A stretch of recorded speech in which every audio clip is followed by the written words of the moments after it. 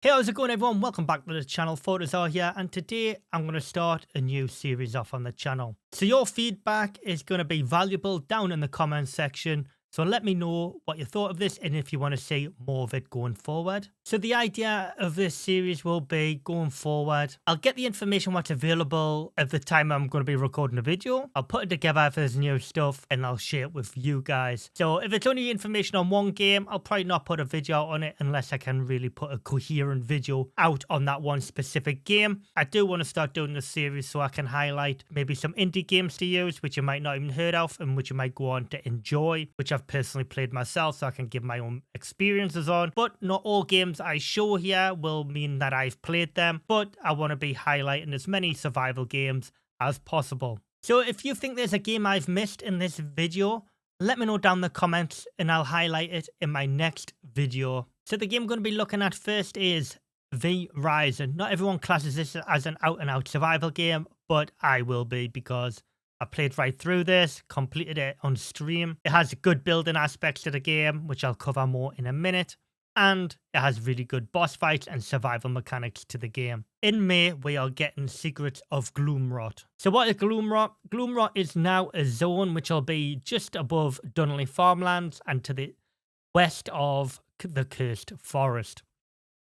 So the devs do go on to see here, this is a new biome, and it will be almost the same size as Dunley Farmlands, which is crazy in itself, and is divided into two unique sections, Gloomrot South, Gloomrot North. Each area will bring a new wave of challenges, technologies, enemies both great and small, with plenty of space to stretch out and settle your multi-floored strongholds.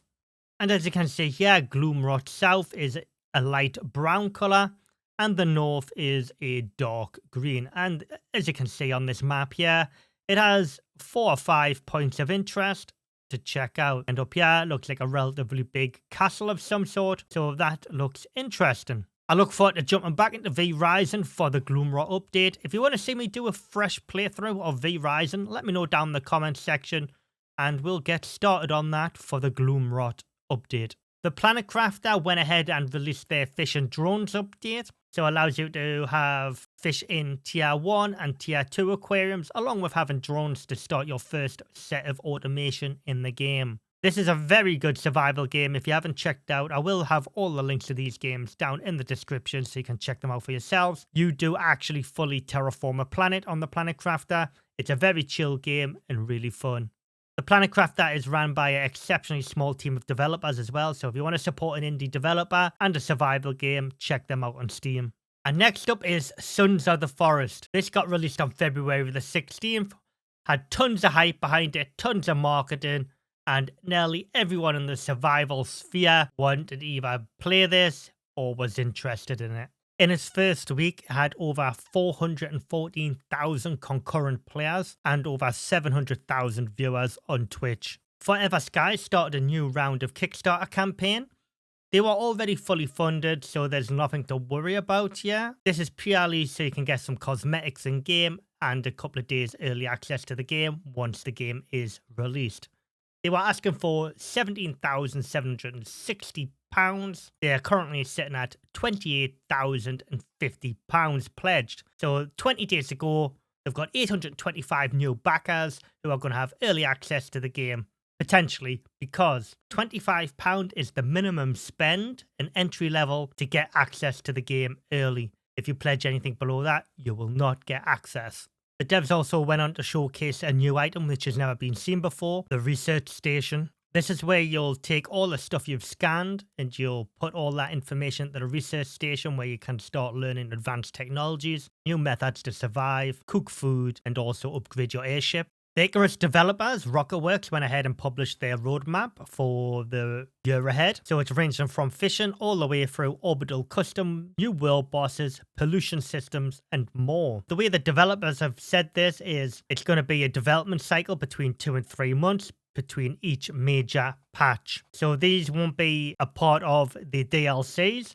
These will be added at different times separately to the DLCs. So for example, fishing, bestiary and achievements will be in one patch, and then another 2 to 3 months time, open world, biolab, research and orbital exchange will be in the next major patch, and so on and so on. As most of you already watching this video will know that I'm quite knowledgeable on Icarus, as I have played it since beta 1 day 1. If for those who don't know about Icarus, they do have a regular patch every Friday religiously since the launch of the game, and they have just put out their 66th weekly patch. I would highly recommend you checking out Icarus, especially for the open world mode if you want to play with friends. But there is a separate mode to it as well where you can run missions, so you unlock exotic weapons which will aid you in the game.